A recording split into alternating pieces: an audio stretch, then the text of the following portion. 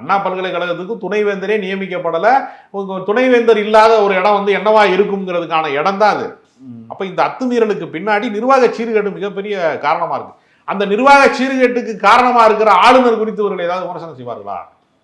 அவரும் அதுல வந்து இந்த பிரச்சனையில வந்து பஞ்சமா பாதகங்களில் நீயும் ஒரு பார்ட்னர் மாதிரி எல்லா பிரச்சனைகளுக்கு பின்னாடி நிர்வாக சீர்கேடு இருக்கிறது.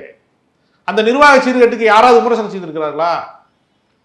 தொடர்ந்து வந்து முட்டுக்கட்டை போடுகிறார்கள். இப்போ வந்து இப்ப நீதி கிடைத்தது இருக்குல்ல, ஏன் அவசரமாக வழக்கை விசாரித்தார்கள்? அதாவது ஏன் அப்படி சொல்றாங்கன்னா, ஞானசேகரன் மட்டும்தான் குற்றவாளியா அப்படின்றது தான் இவங்களுடைய கேள்வியா இருக்கு. நான் என்ன சொல்றேன்னா, ஞானசேகரன் மட்டும்தான் குற்றவாளி என்பது சாட்சியங்களின் அடிப்படையிலானது.